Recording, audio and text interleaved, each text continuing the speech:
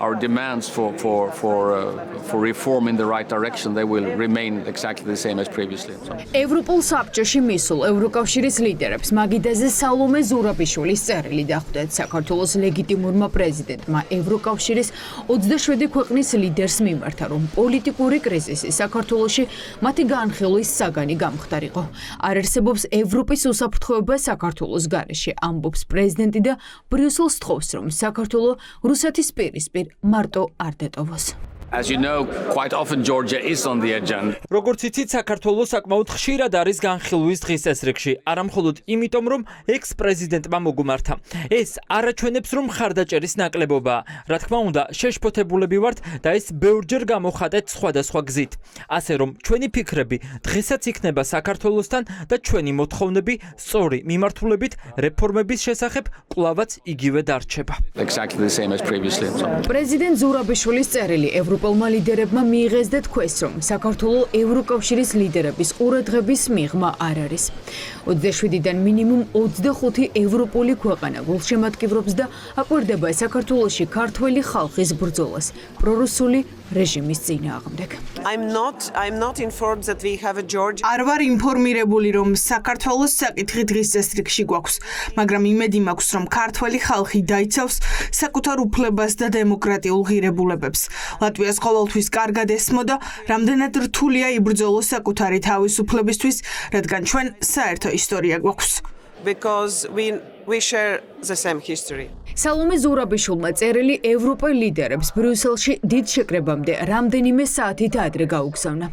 ზურაბიშვილის მიზანია ბრიუსელმა საქართველოში განვითარებულ უმძიმეს პროცესებზე ყურადღება არ მოადუნოს. რადგან ფიქრობს, რომ თუ დასავლეთს რეგიონში სტაბილურობა უნდა, ზეწოლა დასავლეთიდან ოლიგარქის რეჟიმზე უნდა გაძლიერდეს და ქვეყანა ახალ არჩევნებამდე უნდა მივიდეს. შტატებისა და ევროკავშირის მედიაციის მეშვეობით ქვეყანას ახალი თავისუფალი არჩევნების გზით არჩეული ხელისუფლება უნდა ყავდეს. საბჭოს ხდომის პარალელურად ზურაბიშვილი ოცნების რეპრესიულ პოლიტიკას სოციალურ ქსელში გამოეხმაურა. ტერორი საქართველოში აკრძალულია არასამთავრობო ორგანიზაციების ან პროექტების საგარეო დაფინანსება. თვითნებურად გაიყინა ადგილობრივი სოლიდარობის ფონდები, არაპროპორციული ჯარიმები მშვიდობიანი მომიტინგეების დახრჩობით. ბიზნესმენები დააპატიმრეს, პოლიტიკოსებს დაემუქრნენ, უცხოელ ოფიციალურ პირებს ქვეყანაში არ უშვებენ. პრეზიდენტის წერილს უერთდება პროდასავლური ოპოზიციაც. ხელისუფლების ოპონენტები ამბობენ, რომ ქართული ოცნების რეჟიმის მიზანს დააშოროს საქართველოს ევროკავშირს ხელს ყველა მეთოდით შეუშლიან. გამოსავალს კი უწყვეტ საპროტესტო აქციებსა და დასავლეთის ზეწოლაში ხედავენ. უნდა გვესვენდეს, რომ ქართული ოცნების ამოცანაა, რომ საქართველოს ისე დაშორდეს ევროკავშირს, რომ ევროკავშირის დღის წესრიგიდან საერთოდ გაქრეს. ჩვენ ამის საშუალებას არ მივცემთ ქართულ ოცნებას, რა თქმა უნდა, პრეზიდენტ ზურაბიშვილის წერილი, რომელსაც ჩვენ უერთდებით, სწორედ იმ მიზანს ემსახურება, რომ ევროპელმა ლიდერებმა იმსჯელონ იმ პოლიტიკურ კრიზისზე, რომელიც შექმნილია საქართველოში, იფიქრონ მაღალი დონის შართულობაზე იმისათვის, რომ ეს პოლიტიკური კრიზისი განიმუხტოს დემოკრატიული გზით, ანუ ახალი არჩევნების გზით. ევროპელი ლიდერების მხრიდან, რა თქმა უნდა, დახმარება იქნება, მედიაციაც იქნება, არჩევნებზე დაკვირვებაც და ასე ვთქვათ, იმის უზრუნველყოფა, რომ მაქსიმალურად ღიად გამჭირვალეთ და კონკურენტულ გარემოში ჩატარდეს არჩევნები, რა თქმა უნდა, იქნება.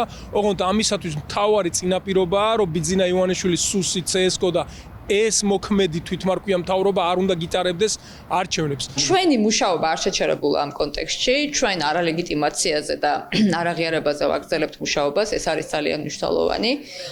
ასევე სანქციებზე. ახლა ბრიუსელის და ვაშინგტონის მთავარი ამოცანა უკრაინაში ომის დასრულებაა, თუმცა როცა საუბარია რუსეთის აგრესიაზე, აქ საქართველოს გარეშე საუბარი შეუძლებელია. პრეზიდენტი ზურაბიშვილი ამბობს, რომ რუსეთის სამხედრო აგრესიის შემდეგ ახლა კრემლი საქართველოში ჰიბრიდულ ომს აწარმოებს. ამიტომ ევროპის დახმარებას ახლა გადამწყვეტი მნიშვნელობა აქვს. საქართველოს ბედი არ უნდა გაიმიჯნოს უკრაინისგან. ისევე როგორც არ უნდა მოხდეს საქართველოს ამოღება უკრაინაში მშვიდობის შესახებ დისკუსიებიდან.